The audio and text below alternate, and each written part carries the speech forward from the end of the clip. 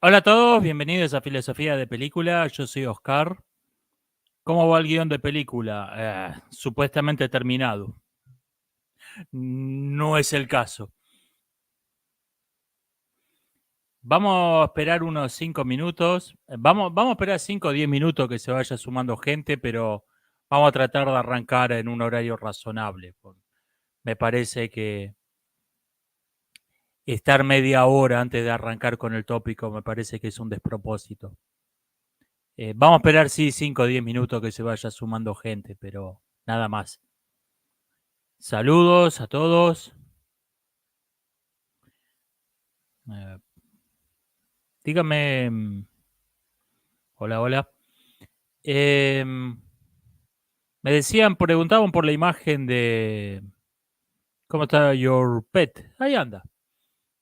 Eh, me preguntaban por la imagen de la miniatura. Creo que es un mural de la iglesia de Santa Sofía. No estoy seguro. Me decían, en efecto, Santa Sofía hoy es una mezquita, pero los musulmanes no destruyeron los mosaicos cristianos, están simplemente están tapados con paneles. Así que, y lo descubren cuando va un historiador, un arqueólogo, algo por el estilo. Em, así que puede ser que sea de Santa Sofía. No estoy seguro, sin dudas es bizantino. Sin dudas es bizantino.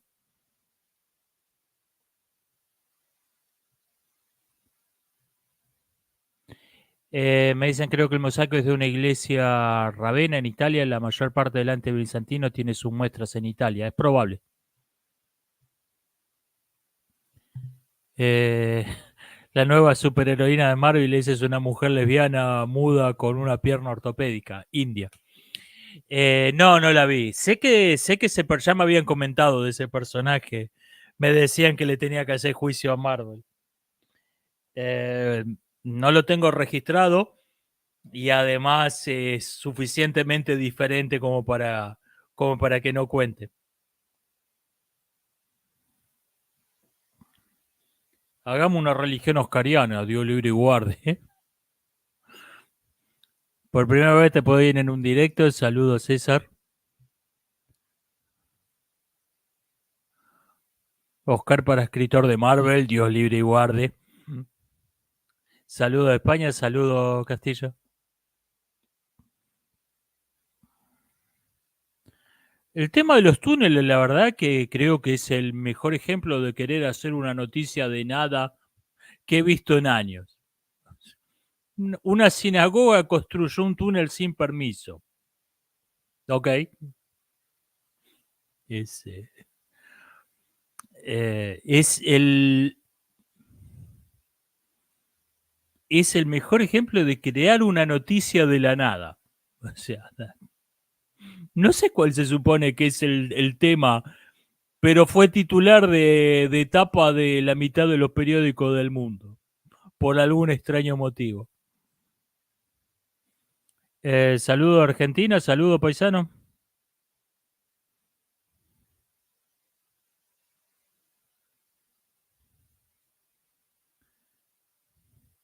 Qué buena camiseta, gracias. Em, he intentado aprender ajedrez, pero cada vez que juego partidas tardo demasiado en hacer un movimiento. Ah, esto es común cuando empieza. ¿Qué me aconseja para mejorar mi velocidad mental? Juegue controles de tiempo más lento y después va a empezar a agarrar velocidad solo. No arranque jugando Blitz. Si nunca jugó al ajedrez, no puede jugar Blitz, punto. Se va a colgar, pero va a colgar hasta la zapatilla, no tiene ningún sentido. Arranque jugando partidas de 20 minutos, media hora, y cuando la agarre la mano, pásese a ritmo de tiempo más veloces.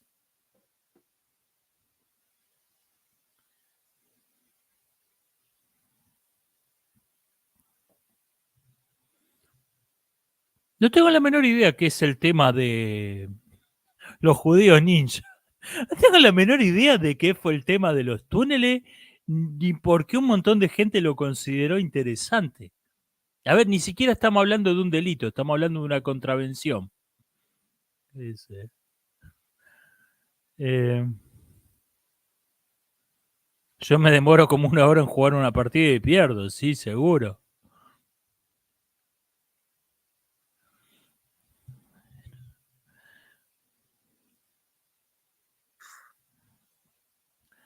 Bueno, ya vamos pasando de lo que ya somos casi 70, vamos a esperar un par de minutos más y arrancamos con el tópico. Estaba diciendo al principio del directo que voy a tratar de arrancar en un horario más razonable. Vamos a esperar 5 o 10 minutos que se sume gente, pero no vamos a estar media hora hablando de, haciendo prácticamente un directo sin tópico para después arrancar en el minuto 35 o 40 con el tópico. Me parece que es un despropósito.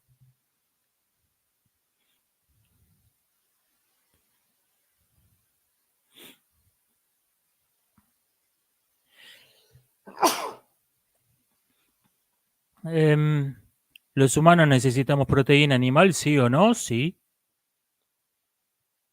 Me asombra que esto sea, me asombra que esto sea un tema polémico. Vas a ver Better Call Saul. La verdad, la traté de ver y la terminé abandonando. No soy su público. Obviamente eso tiene un público porque va por la sexta temporada, algo así. Salud, gracias. Obviamente hay un público para eso. Ese público no soy yo. No entendía el personaje, no entendí la historia, no entendí de qué va. Me vi como 4 episodios, no es que vi 15 minutos. Y abandoné. Claramente no soy su público.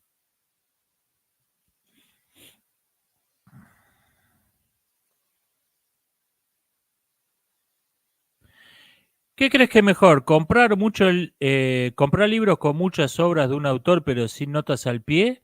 ¿U obras individuales pero con un buen trabajo intelectual detrás?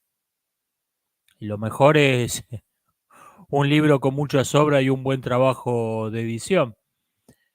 Si tengo que elegir las dos opciones que usted me da, la verdad que no sé.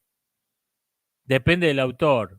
Yo creo que una obra de ficción se sostiene bastante bien sola, mientras que un texto histórico, un ensayo por ahí necesita,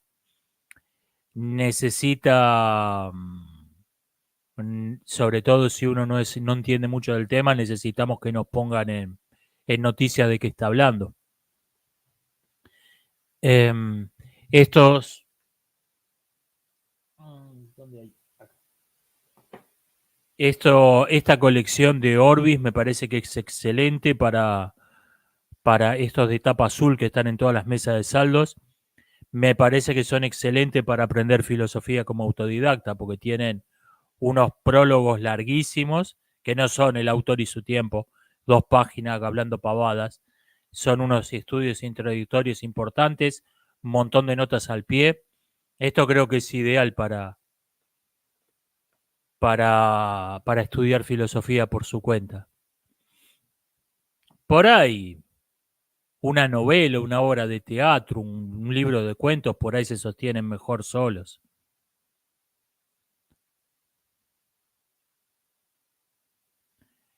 Si es Shakespeare es necesario sí o sí notas, de otra forma la mitad del texto es incomprensible para un contemporáneo.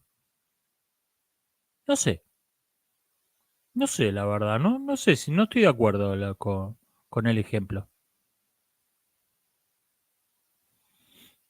¿Harías un video recomendando editoriales buenas, bonitas y baratas? Orbis. Orbis. Tiene la misma calidad que Gredos, el menor precio. El asunto que si usted está estudiando Gredos es canon, es la edición canónica. Si usted va a citar a Nietzsche en castellano, por ejemplo, tiene que citar la traducción de Gredos. Si no se considera un fragmento apócrifo.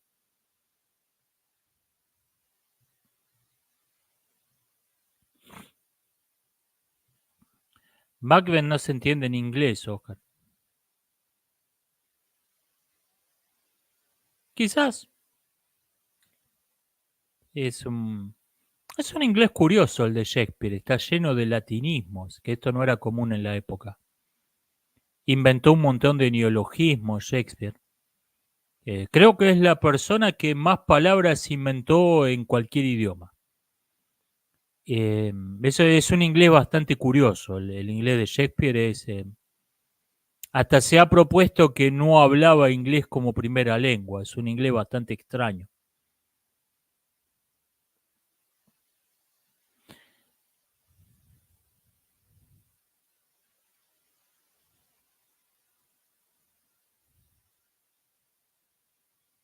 Las notas a pie de página son necesarias cuando leí las palabras Zeus Cronión.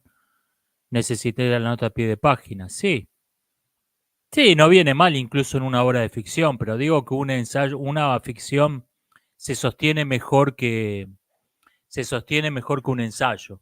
Eso quiere decir.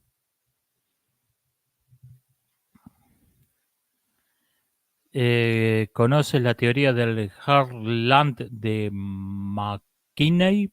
McKinney, Macintosh. No la conozco ni conozco al actor. ¿Qué opinas de la polémica? ¿De qué polémica? Usted habla como si hubiera una sola. ¿La Unión Soviética califica como imperio? Sí, cabe en todas las definiciones de lo que es un imperio.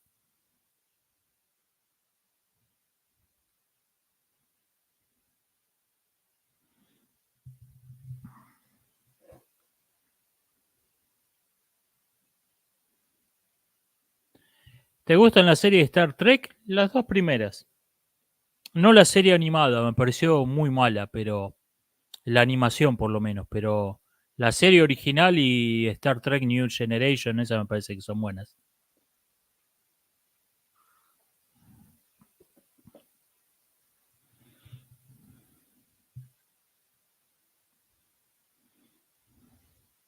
El que controle el Heartland controlará el mundo, dice el autor. ¿Y qué es el Heartland?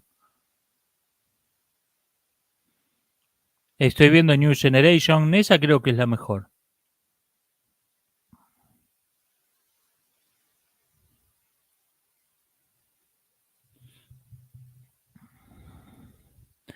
¿Podrías ampliar por qué el IVA es el impuesto a la pobreza? Porque un impuesto que es el mismo porcentaje a todos los productos del mercado, aunque superficialmente parezca democrático, parezca equitativo, en realidad no lo es, porque te están cobrando, en proporción, te están cobrando unos impuestos mayores cuando los productos de la canasta básica ocupan un porcentaje mayor de tus gastos. En cambio, cuando eh,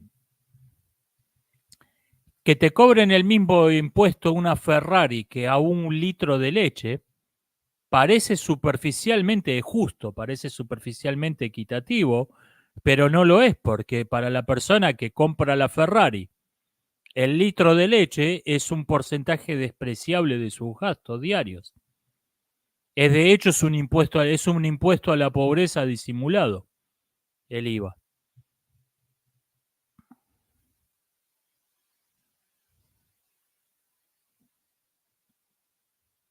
El IVA era temporario, no sabía esto. No existen las medidas, bueno, buenos días, Oscar, hola Dante. No existen las medidas temporarias. Ningún político toma una medida que esté pensando, bueno, esto es por ahora, pero la voy a sacar. No existe tal cosa como una medida temporaria.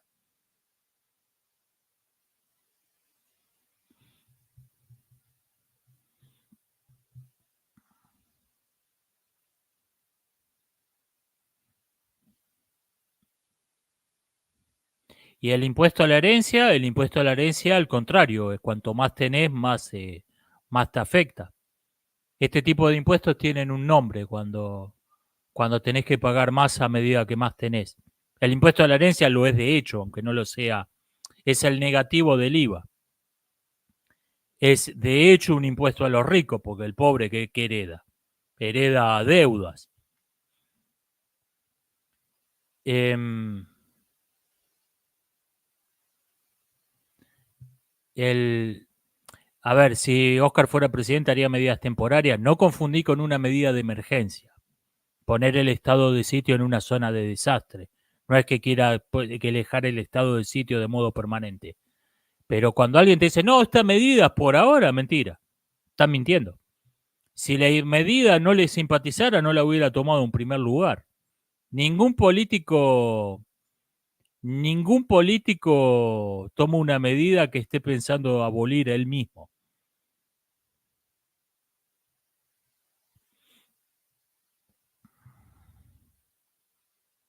Recién arranca, ¿qué tal? Estudio fácil. Vamos 15, 16 minutos, así que no cumplí lo que dije al principio, que iba a arrancar a los 5 o 10 minutos. Vamos a ir arrancando con el tópico. Ahora sí, más o menos, de a poquito vamos a ir cumpliendo. Vamos a arrancar con el tópico. Vamos a hablar de los imperios. Antes que nada, ¿qué es un imperio? Un imperio es un estado en donde existen dos regiones claramente distintas que tienen leyes distintas que rigen en cada territorio y que rigen sobre los habitantes de cada parte del territorio. Al menos dos regiones con dos códigos legales claramente distintos. Estas regiones se conocen como metrópoli, que generalmente es el estado original antes de convertirse en un imperio, y la colonia, que la colonia es o bien un estado secundario creado por el imperio, o bien un ex estado rival que fue asimilado por el, por el imperio, generalmente como resultado de una guerra. La conquista militar, en contra de lo que se suele creer, no es el principal, ni mucho menos el único modo de expandirse de un imperio. La invasión es una operación militar cara, peligrosa y que tiene un alto costo diplomático y además incentiva los movimientos nacionalistas por el resentimiento que dejó la guerra. Es algo que los imperios usan excepcionalmente, no es un modo normal de expandirse. Todo imperio se expande de modo normal mediante la asimilación de las élites de las colonias, o sea, reclutan a las élites, los educan a su manera, forman lazos de parentesco con las élites, los casan con sus hijos, con sus hijas, hasta que terminan siendo parte de la misma casta. Forman alianzas hasta que terminan siendo parte de la misma casta. Al mismo tiempo, todo imperio lanza una propaganda donde se muestra no como lo que es un fenómeno político-económico, sino primariamente como un fenómeno cultural, en donde la cultura de la metrópoli se extiende a la cultura de la colonia. Se habla de un progreso de la civilización, de la difusión de sus costumbres, etcétera, etcétera. Esta propaganda tiene la función de hacerle creer a los habitantes pobres de la metrópoli que ellos son el imperio, cuando lo cierto que esto es mentira, ellos son la carne de cañón que se manda a morir para el beneficio de los ricos.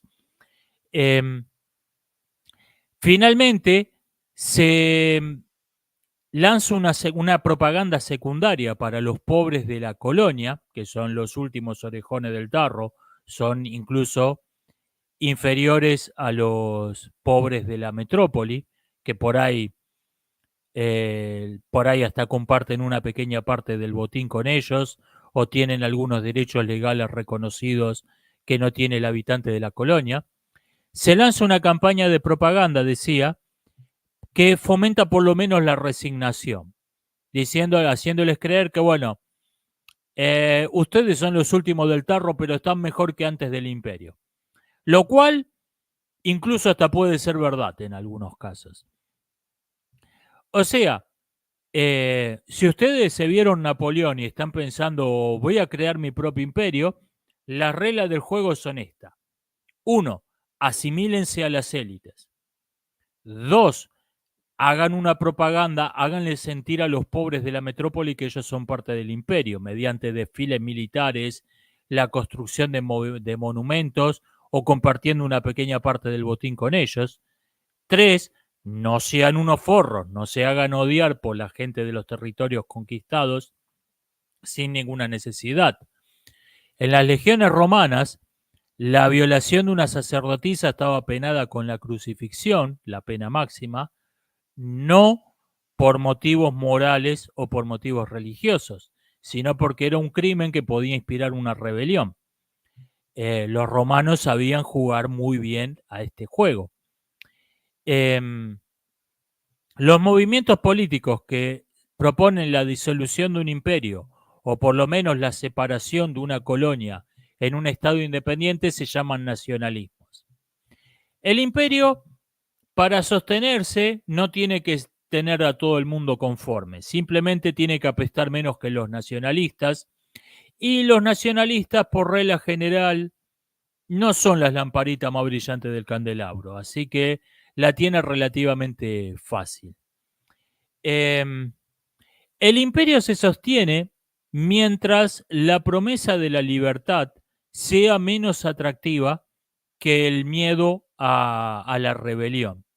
Por lo tanto, hay dos estrategias básicas para sostener un imperio: la seducción o el terror. Roma, Estados Unidos, Inglaterra fueron imperios basados en la seducción. Los hunos, los mongoles, la Unión Soviética o cualquier otro país marxista fueron imperios basados en el terror. A los dos les funcionó bien su estrategia. Eso sí, cualquiera sea la estrategia que usen ustedes en su imperio, en su próximo imperio, recuerden dos cosas. Uno, la seducción tiene su lugar y el terror tiene su lugar. Aunque Roma fue un imperio basado en la seducción, leer los castigos las torturas que sufrieron líderes rebeldes como Yugurta o Euno y Helan la Sangre, y están cuidadosamente pensadas para esa. Ese era su objetivo, que uno lea esos relatos con horror. Ese era precisamente su objetivo. La seducción tiene su lugar. No podés construir un ejército, un imperio solo seduciendo. Uno. Y dos, podés tener éxito con la seducción, podés tener éxito con el terror, pero una vez que elegiste una estrategia, mantenete firme en esa, no cambies de estrategia. Atenas fue un imperio basado en la seducción que de repente quiso gobernar por el terror. Como resultado, todos sus vasallos se rebelaron y se pasaron a Esparta. Esa es muy mala idea. Vos podés construir un imperio de entrada basado en el terror. Desde el vamos. Tenés que llegar y inspirar miedo. Sí. Lo que no podés es crear un imperio basado en la seducción y cambiar de estrategia por mitad de camino. No, ahora vamos a basarnos en el terror. Eso no funciona. Y supongamos que alguien me dice, bueno, pero no, los imperios apestan. Yo no quiero ser emperador. Yo soy team nacionalismo. Me parece muy bien, pero va a tener que jugar al mismo juego. O sea, si usted quiere la separación de una colonia en un estado independiente, uno va a tener que asimilarse a las élites, va a tener que ganarse el apoyo de alguna parte de las élites que esté desconforme con el imperio. ¿Por qué alguien de la élite iba a estar desconforme? Vaya uno a saber. Quizás hay una diferencia religiosa, quizás el imperio tiene unas políticas de segregación racial explícitas o de facto que lo perjudican, que lo hacen sentir como un paria, aunque esté podrido en plata. La condición humana es mucho más complicada que tengo guita, así que estoy contento. No, no es así. Es más complicada la condición humana. Se tiene que ganar a una parte de las élites, necesita el apoyo de una parte de las élites, o mejor dicho, necesita lo que tienen esos tipos: dinero, armas, contactos, conocimientos. Sin eso no va a ninguna parte su rebelión.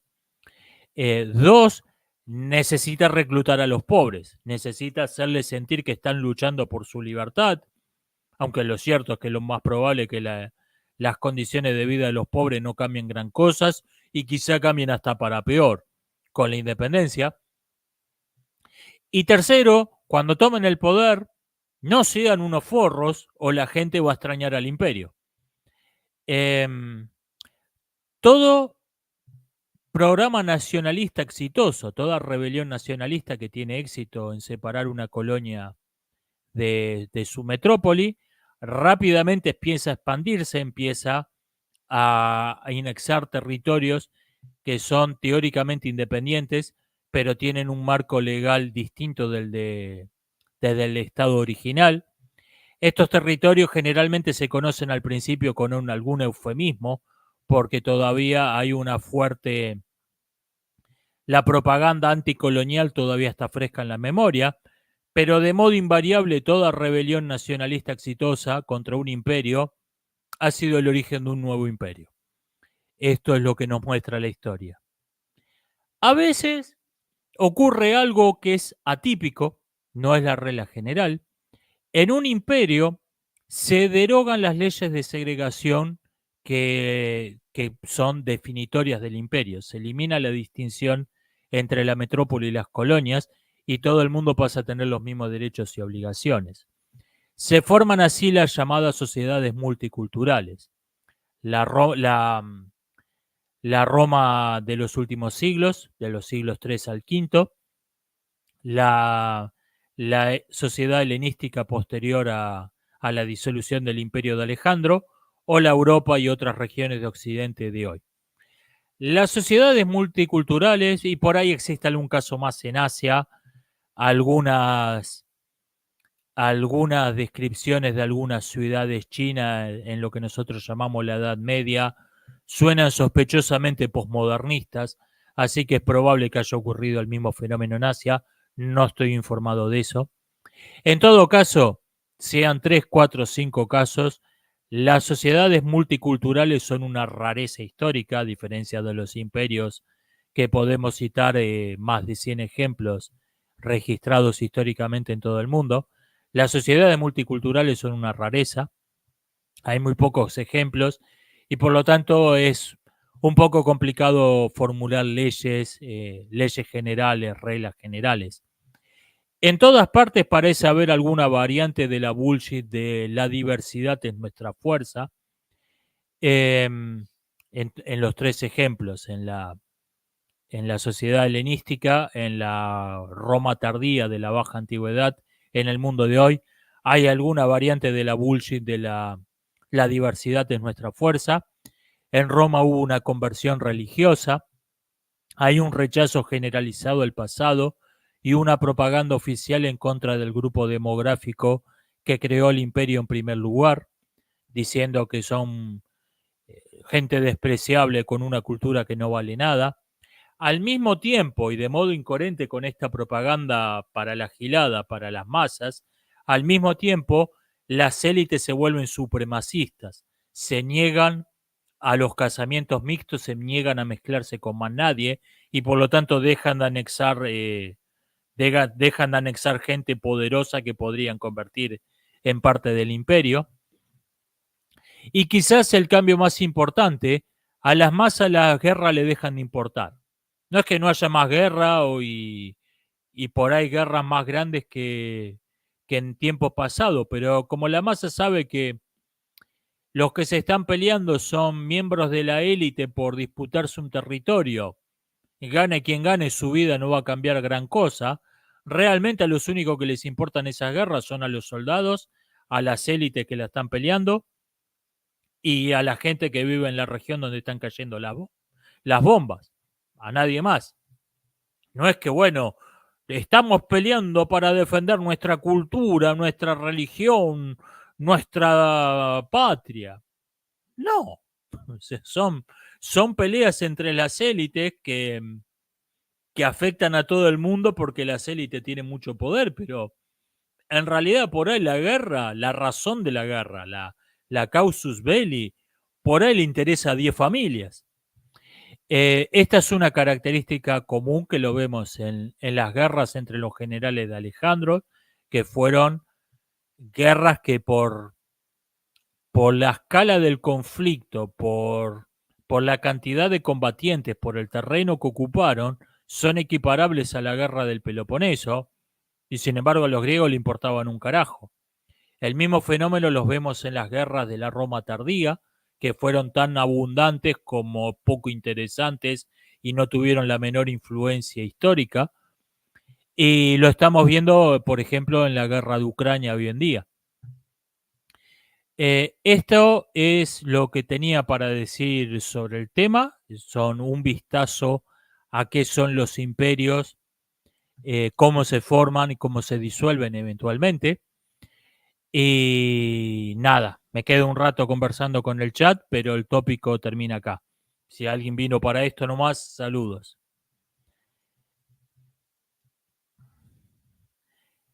Em,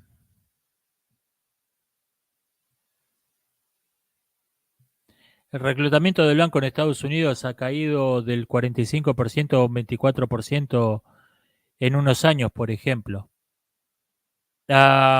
Quizás esto tenga que ver con que la población blanca en Estados Unidos ha caído de por sí. Y simplemente, o sea que no sea una peculiaridad del ejército.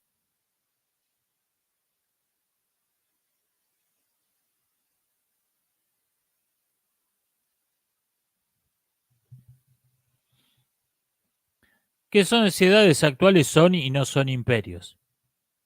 El imperio británico sigue siendo eso, aunque hablen del imperio en pasado como si ya no existiera. La Unión Europea es un imperio incipiente y, y China es en un 50% del territorio que controla, son naciones independientes que anexó por la fuerza. Yo señalaría esos tres. Rusia es un caso complicado. Estados Unidos es un caso complicado. Porque son repúblicas tan poderosas que de hecho crean una esfera de influencia comparable a la de un imperio. Pero no tienen las características, no tienen las características propias de un imperio, de que es esta existencia de dos territorios distintos con un estatus legal distinto.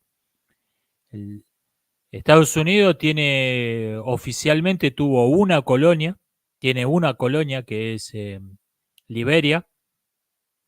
Esto fue muy impopular porque la crearon cuando el discurso contra el colonialismo todavía estaba muy fresco. Tuvieron una reacción muy enérgica en contra. Y tienen las reservaciones que en realidad fueron un tratado para terminar con las guerras que no iban, con las guerras contra los indios que no iban a ninguna parte. No fue algo que crearon de gusto. ¿Qué opina de la distinción entre imperio y talasocracia? Esto se ha discutido. Uno de sus últimos defensores de esta distinción ha sido Sir Gloop. Yo creo que el control del mar, o sea, esta distinción entre el imperio que controla la tierra y la talasocracia que controla el mar. Yo creo que, salvo que uno se vaya a vivir en balsas, como hizo cierta tribu en Perú, en lo que hoy es Bolivia, el control del mar es únicamente interesante para controlar los puertos, el comercio entre puertos, y los puertos están en tierra firme. Así que me parece que esa distinción eh, es un poco arbitraria. En todo caso, sería una estrategia particular del imperio, pero las talasocracias son imperios. ¿Conocer la distinción entre imperio generador e imperio depredador? Sí, ¿qué opina de esto? Es puramente propaganda. O sea, el imperio generador es lo que todo imperio dice ser y el imperio depredador es lo que todo imperio es.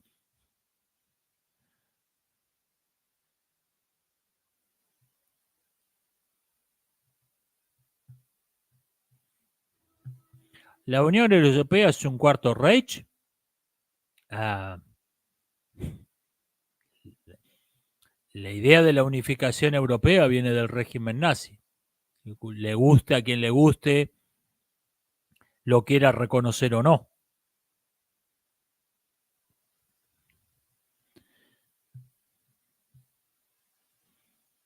Es, creo que tiene sus peculiaridades propias. Creo que no es simplemente el nazismo del siglo XXI. Creo que es otra cosa. Y lo digo libre de toda simpatía por la Unión Europea. Creo que es otra cosa.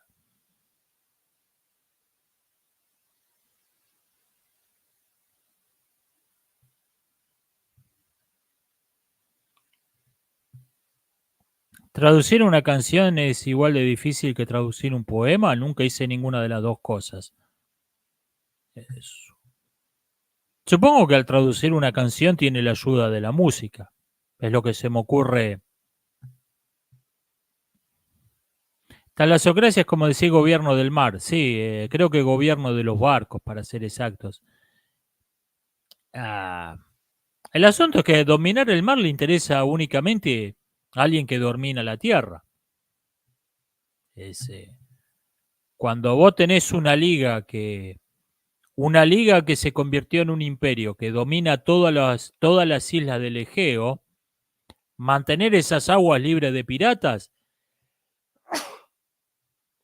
mantener esas aguas libres de piratas es algo esencial para mantener la unidad de tu imperio.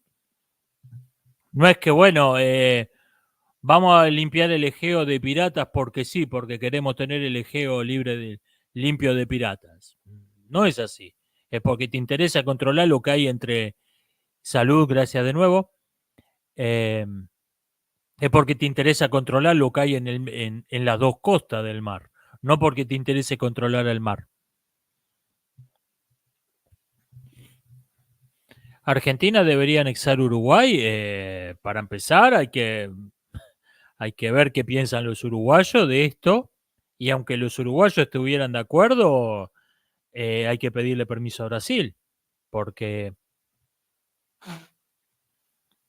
la existencia del Estado de la República Oriental del Uruguay se pactó en el Tratado de Paz de 1828.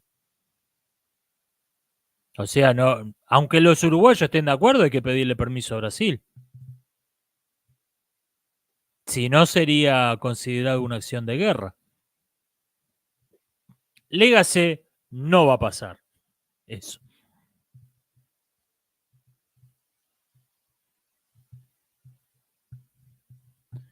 Argentina debería anexar el resto de Sudamérica, o sea, ya acá estamos hablando, ya empezamos la parte del delirio.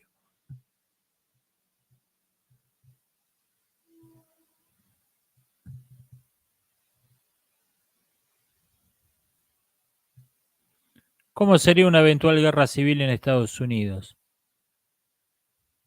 Yo me lo imagino más que como fue la primera guerra civil, que fue la secesión de un territorio que fue resistida por el resto de la federación.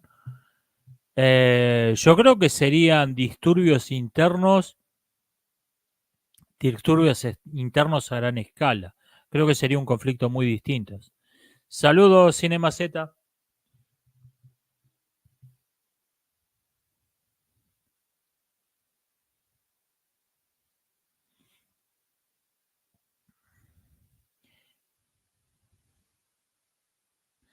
¿Es una buena idea que se haga una película de los Backroom o crees que solo sirve para hacer cortometrajes? Escuché que está metido Kane Pixels en ese proyecto, así que le tengo alguna fe. Le tengo alguna esperanza.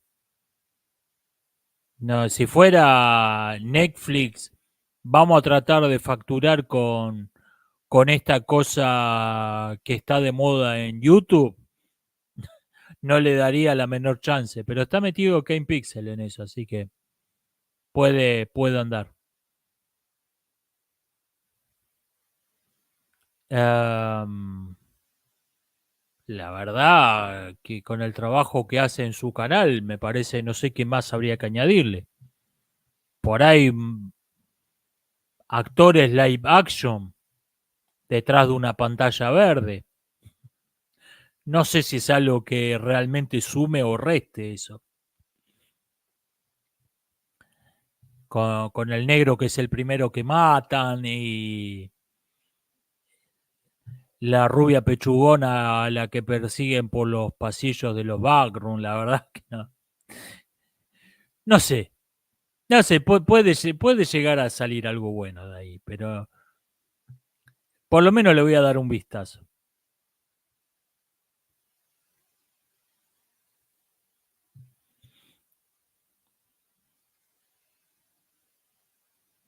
¿Vio la película rusa El Leviatán? No. ¿Es metáfora política o es de un monstruo marino?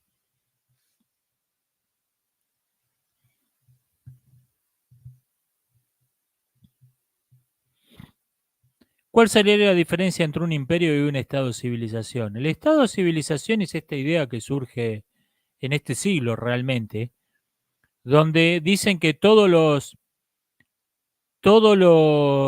estados que alguna vez fueron parte de un imperio deberían unirse en un estado unificado. ¿Por qué? Porque sí. Es, no le encuentro mucho sentido, pero es una idea que tiene sus defensores. O sea, como si una injusticia pasada le diera mayor legitimidad a una injusticia presente. Por algún extraño motivo, algunas personas creen que eso es un argumento válido. Yo creo que le di más importancia a esa idea de la que tiene realmente. Hice un tópico hablando del estado de civilización hace un par de años, diciendo que me parecía un concepto imprescindible para entender la política de hoy, y no, ya no pienso así. Creo que rápidamente se convirtió solamente en un tópico retórico, y es una idea bastante estúpida, francamente.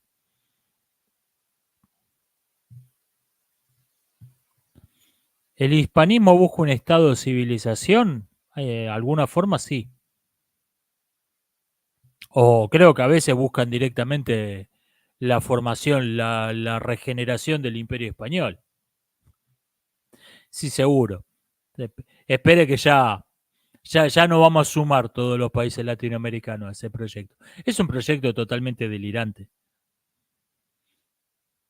Es una mezcla de falsa sociología con falsa historia. Es una cosa totalmente delirante.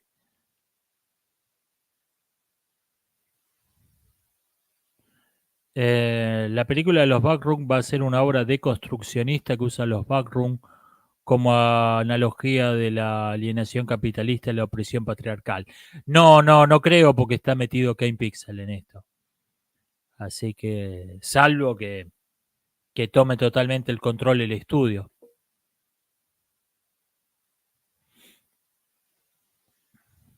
La Segunda Guerra Mundial es un gran ejemplo de la historia la escriben los vencedores. No, la historia la escribe todo el mundo. La historia la escribe todo el mundo. Esto no es verdad que la historia la escriben los ganadores.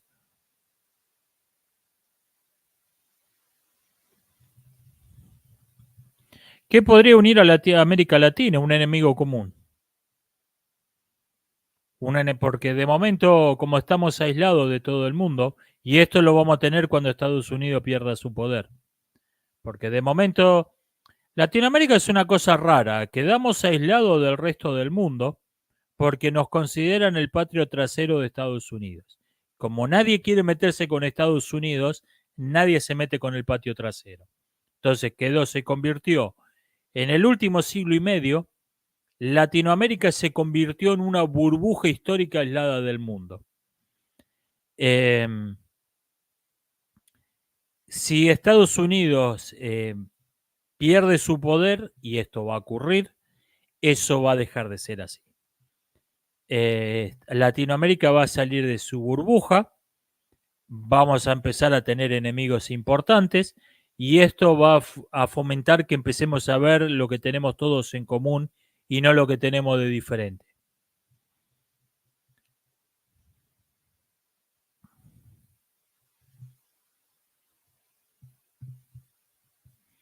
Vencedor en un conflicto entre Corea y Norcorea, ese conflicto casi seguro escalaría. No sería una guerra de dos partes. Mejor sigamos aislados por mí, pero esto no va a pasar. Esto no va a pasar.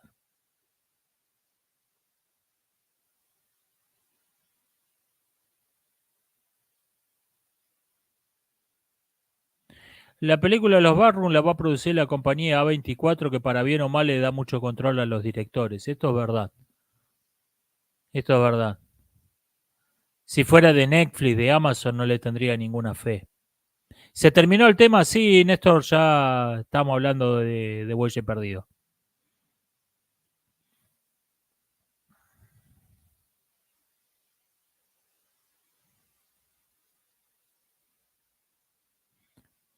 La verdad es que con el tema de... El problema fue que inmediatamente después de la Guerra de Independencia, la unificación del territorio fue una utopía. Es algo que no podía pasar por una serie de causas. Entonces se crearon estos estados-nación que tenemos, que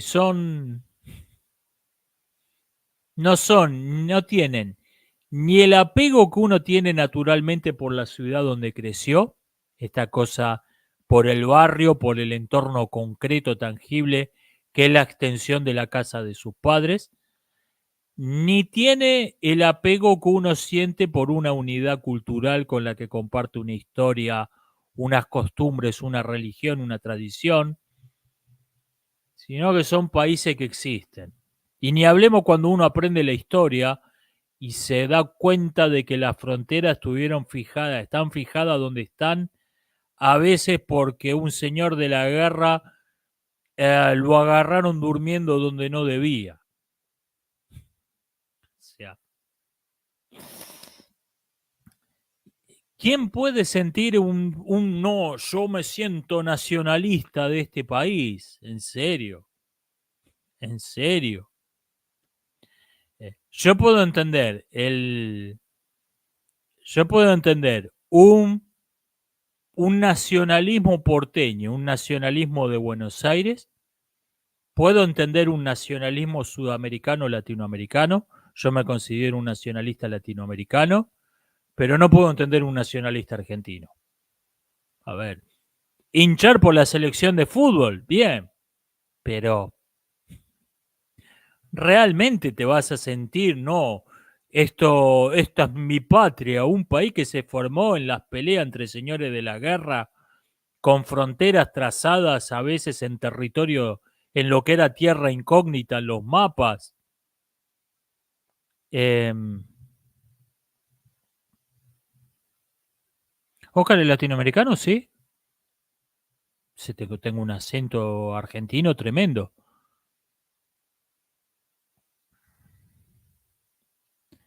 ¿Qué opinas de que la idea de que Latinoamérica es una civilización propia, separada o derivada de Occidente? Esto procede de la idea de que la cultura está vinculada a la raza, lo digan o no sus defensores. Es absurdo pretender que somos algo distinto de los europeos, los americanos. Nuestra cultura procede en un 100% de Europa. Estas tonterías del mestizaje cultural, es- de eso, en realidad están pensando, el que te diga habla del mestizaje cultural, está pensando en mestizaje. Está pensando en la teoría racial, pero lo disimula porque tiene mala prensa. Yo ya he dicho que en esta biblioteca tengo más autores chinos que aborígenes americanos. Entonces tendría, no sé si tengo algunos siquiera, tendría más sentido hablar de un mestizaje cultural, decir que yo tengo más de chino que de aborigen americano.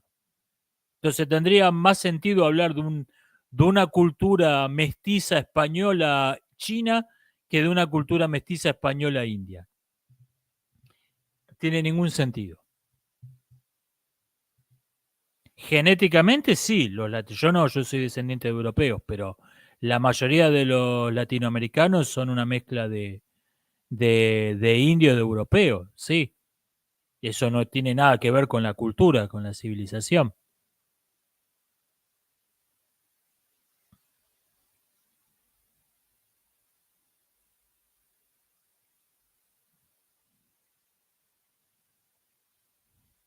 Mestizaje cultural sería si adoráramos a Kukulcán o algo así, desde luego.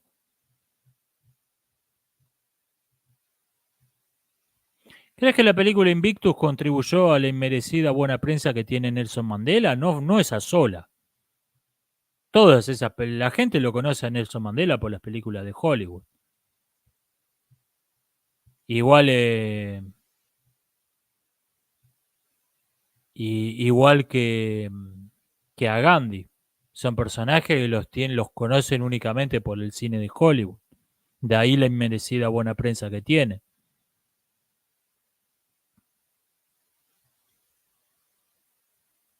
¿Qué opina de la idea de que Oscar responde a los comentarios que ve más rápido y no los más interesantes? Y que lo más interesante suelen ser los más largos, los más largos los salteo. Si me ponen un comentario que está cerca de las 200 palabras, lo más probable es que no lo lea.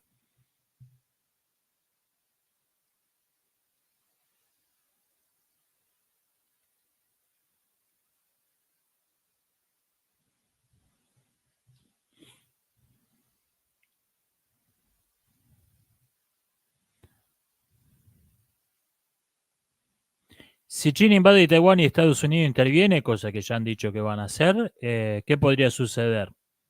Tercera Guerra Mundial. Y eso, ese es el más probable de... Hay que ver, porque a los europeos les importa una mierda Taiwán. Y a los aliados asiáticos de Estados Unidos, Ucrania le importa una mierda.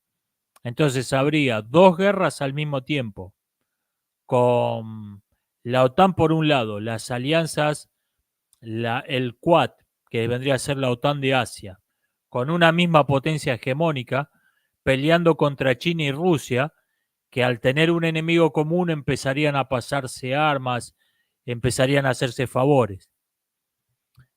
Sería una guerra rara, sería una guerra rara, pero sería una guerra probablemente de la misma escala de las del 14, la del 39. A Asia del Este le importa Taiwán, le importa que China por lo menos le importa que China no se anexe Taiwán. No sé si les importan los taiwaneses, que es algo muy distinto. ¿Qué opina de que Tarantino apareció en la lista de Epstein? Lo que digan los medios de la lista de Epstein que estuvieron encubriendo años me importa un bledo. Me importa un bledo.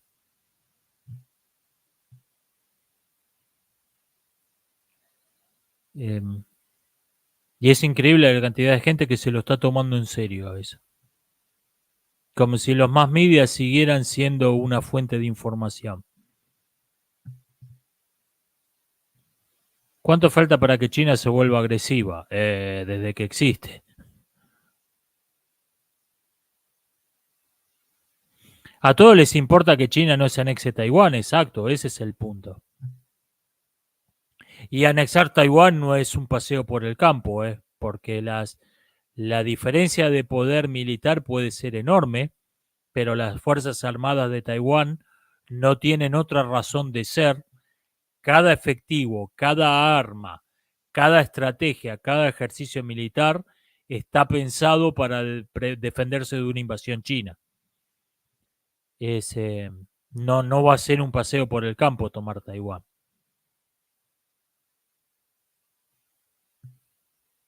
Una invasión extraterrestre haría que la humanidad entera se una en el polvo. Esto es un escenario de ciencia ficción contra una civilización que domina el vuelo interestelar. Tendríamos que rendirnos incondicionalmente el primer día. No tenemos ninguna chance de pelear una guerra.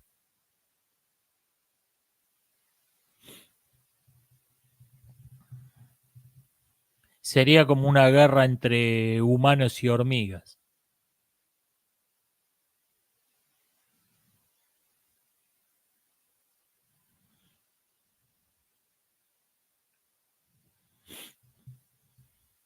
Y si son como los extraterrestres de las películas yankee que vienen a matar gente, no les interesa la rendición, fuimos. Chao, fue un gusto conocerlos.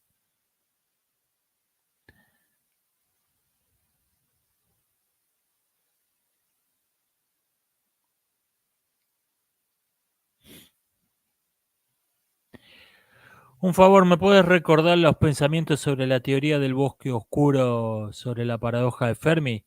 La teoría del bosque oscuro dice que no estamos escuchando a nadie, porque nadie es tan boludo de transmitir. Los únicos idiotas que hemos transmitido señales al espacio hemos sido nosotros, sin darnos cuenta de lo peligroso que era. Era como llamar hola en un bosque lleno de depredadores.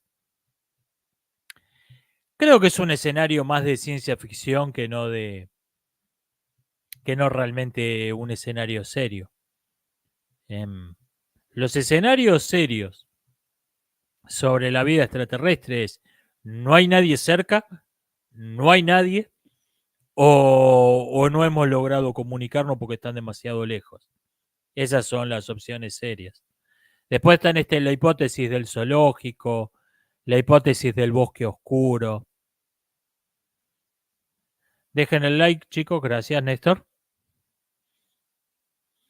Todas esas hipótesis son más propias de cuentos de ciencia ficción.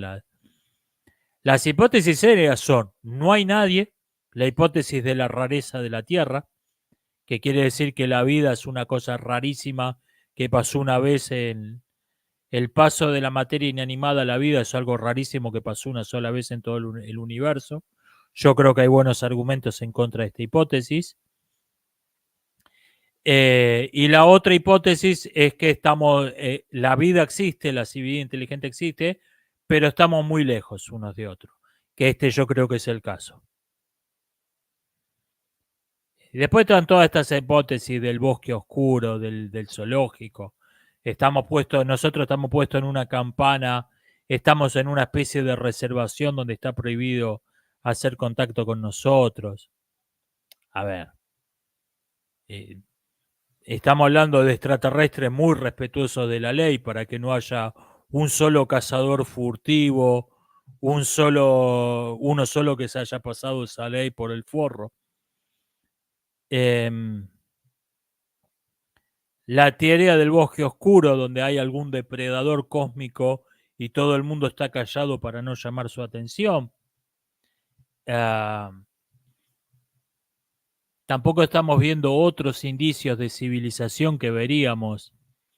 Está bien, no hay. Eso explica por qué no captamos transmisiones de radio, pero ¿por qué no vemos construcciones? ¿Por qué no vemos obras de ingeniería a escala galáctica? No, me parece, hipótesis de ciencia ficción más que serias.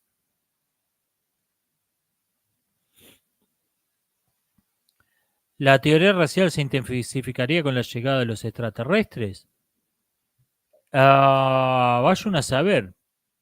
Sería lo que pasa en las películas donde hay híbridos de humano extraterrestre, biológicamente es imposible. Y habría que ver cómo afecta el hecho de que haya conocer dos especies que hablan. Y no que hablan como los loros, sino que hablan. Que dos especies que razonan, que tienen la capacidad de expresar ideas abstractas. Hay que ver cómo nos afectaría eso.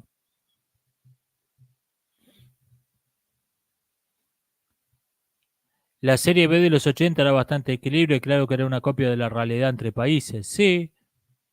Y está la de 2009, está interesante. En algunos puntos creo que es mejor que la de los 80. Está este diálogo entre la villana, Ana, con un obispo. Le pregunta a un obispo católico qué es el alma. Y le dice que el alma es lo que nos hace humanos. Sin el alma seríamos solamente animales. Ese insulto disfrazado de clase de teología te muestra el tipo de conflictos que plantearía, más allá de ser un insulto diplomático, con un insulto con altura, le dijo que era un animal, te plantea el tipo de problemas que plantearía que exista otra especie, los problemas éticos, teológicos, políticos que plantearía, legales, que plantearía matar a matar a un reptil que habla. ¿Es homicidio o caza furtiva? O sea, plantearía un montón de problemas que no estamos teniendo en cuenta. Estamos dando todo nuestro sistema religioso, moral, legal, se basa en la idea de que existe una sola especie inteligente. La nueva B está interesante en su escritura, pero muy flojamente realizada. Sí, las pantallas azules son bastante cutres. Eso es lo que peor que noté.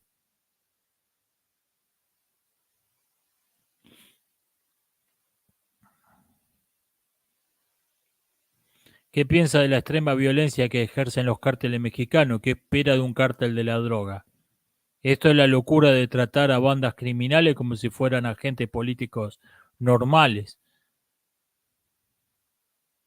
¿Ha jugado videojuegos de estrategia alguno que otro?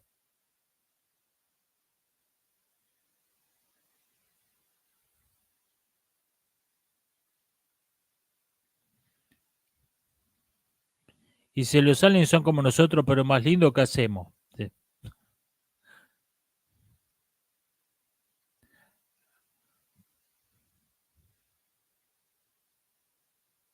¿Podría haber un Tinder para ligar con un extraterrestre?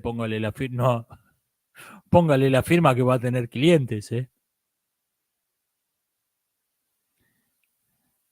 ¿Sigue en pie tu proyecto de película? Sí, estoy terriblemente lento con el guión. Toda la semana digo que para la semana lo voy a tener terminado, pero sigue en marcha. ¿Leíste la Ilíada? Sí.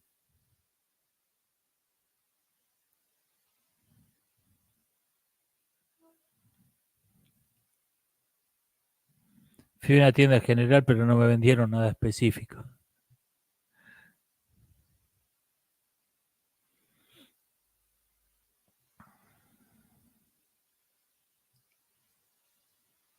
¿Has visto The Voice? Traté de ver el primer episodio, no soy su público.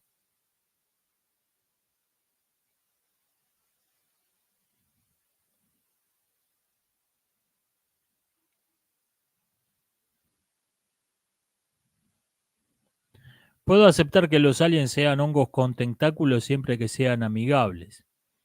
¿Qué pasa si el aspecto es horroroso? No si son malintencionados. ¿Qué pasa si son feos con ganas? Eh, este tema lo plantea Contacto, no la película, la novela, donde la protagonista le tiene fobia a los insectos.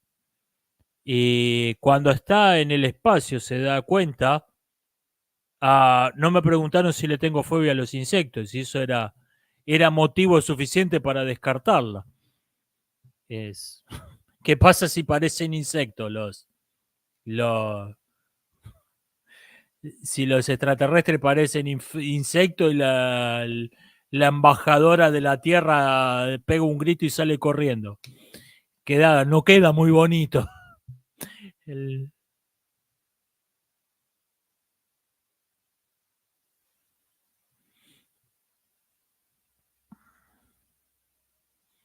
Esa teoría dice que para salir de la pobreza hacen falta mínimo 3 generaciones, depende de qué tan pobre sea usted o un país. A ver, una política económica que propone un crecimiento de más del 5% anual es un delirio.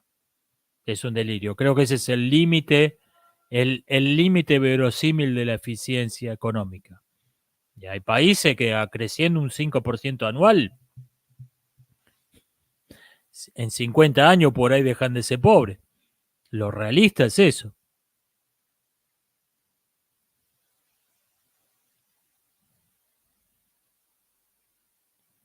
¿Cuál es el mejor novelista de Argentina? ¿Cortázar? No leí la novela de Cortázar. Creo que escribió una sola. Me gustan sus cuentos. Oscar me recuerda a Logan, sí, me lo han dicho varias veces.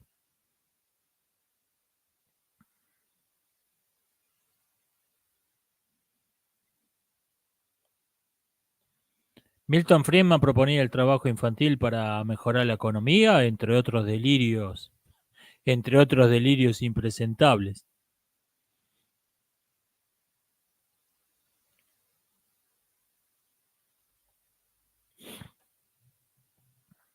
Hubo en los 90 algunas series, películas que mostraban una sociedad post-invasión donde humanos y alienígenas vivían juntos y los conflictos eran más bien cotidianos. Sí, la verdad que me parecían muy poco creíbles esas historias. El contacto con una civilización extraterrestre cambiaría nuestra costumbre, nuestra cultura de modo notable. No podríamos seguir viviendo más o menos igual, pero con extraterrestres.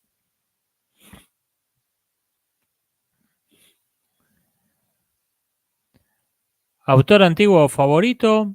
No sabría decirle. Saludos Uruguay, saludos. ¿Qué opinas de Esper? Es un político que va para donde sopla el viento.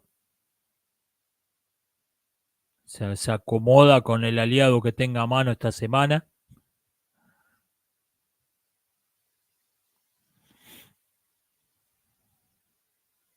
Bueno, respondo un par de preguntas más y voy cortando. Y vamos a hacer la corta porque ando medio resfriado. El tópico fue breve. Probé el mate y no me gustó nada. Mi amigo argentino ya me recomendó mucho y no sé qué dice. Y le tuve que decir que no lo volverías a tomar. Es una cosa rara el mate.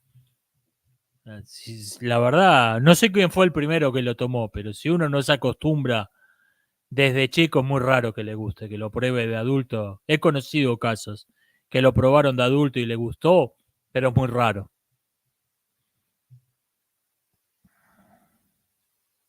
Todo imperio es inherentemente maligno, todo imperio es inherentemente injusto, porque establece dos códigos legales distintos y necesariamente uno tiene que ser mejor que el otro. Todo imperio es necesariamente injusto.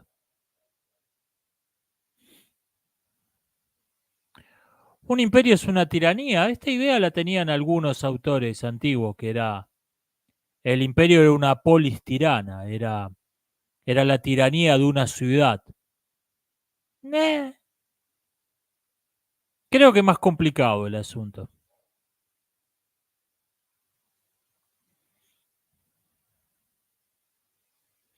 ¿Has visto la película Midori y la niña de las camelias? No.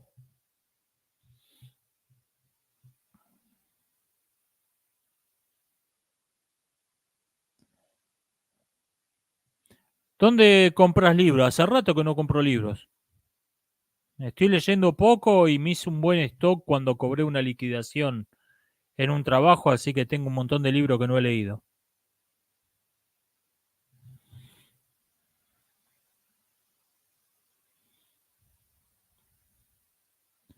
No veo esa película, ok.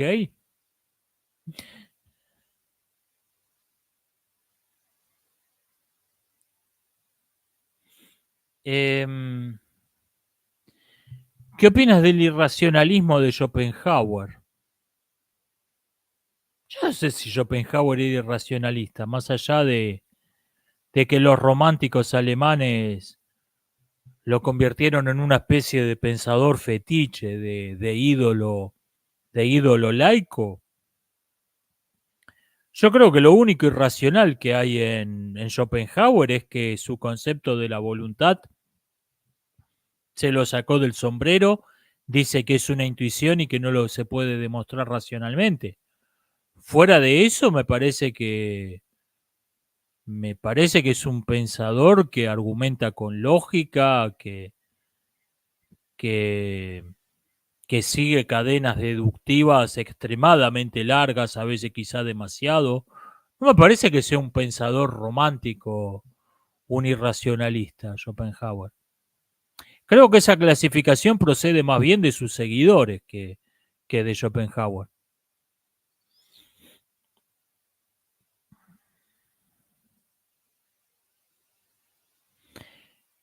¿Qué opina de Henry Bergson? ¿Cree que está injustamente olvidado? Leí un solo libro suyo y no me impresionó mucho.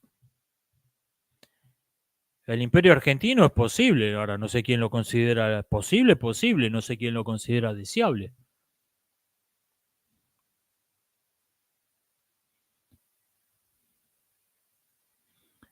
¿Cuál es la película más perturbadora que has visto? Las 7 películas más perturbadoras de Dross Roxanne.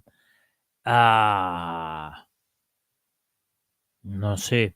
Perturbadora porque por mala, por terrorífica, por, por el tema que toca, no sé, no es un criterio que use para clasificar películas.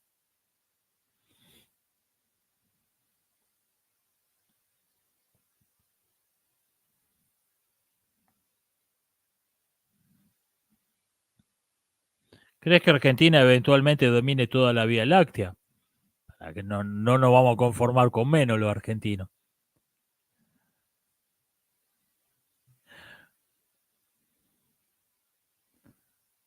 Si vamos a hacer las cosas, vamos a hacerlas bien. ¿Qué opina del Imperio Bizantino y de la polémica de los seguidores de la rama? No tengo la menor idea de qué me está hablando.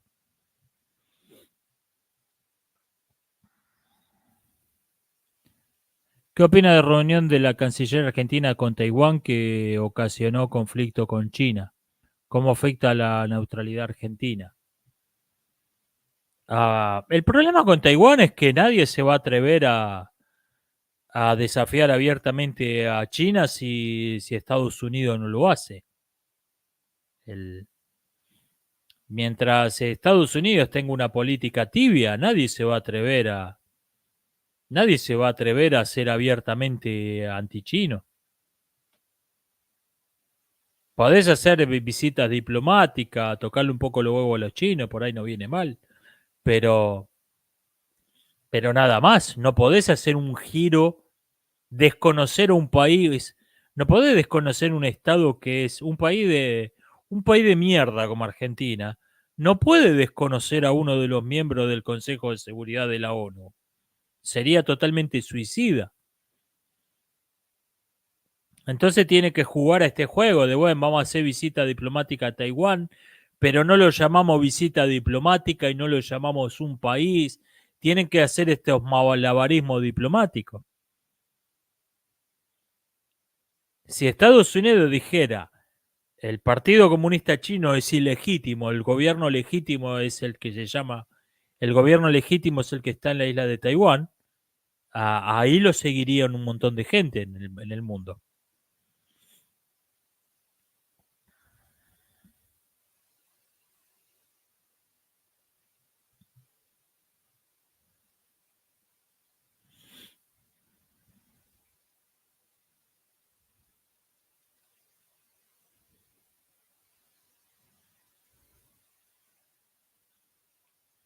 Bueno, voy a ir cortando por acá.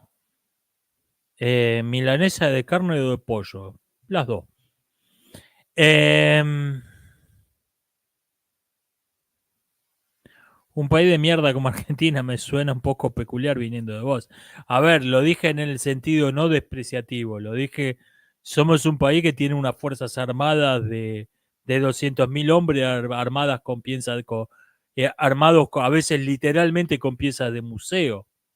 No estamos para ir a tocarle los huevos a los chinos. En ese sentido. No de país de mierda, despreciando la cultura.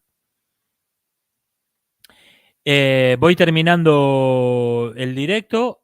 Saludos a todos. Gracias, Néstor. Nos estamos viendo hasta la próxima.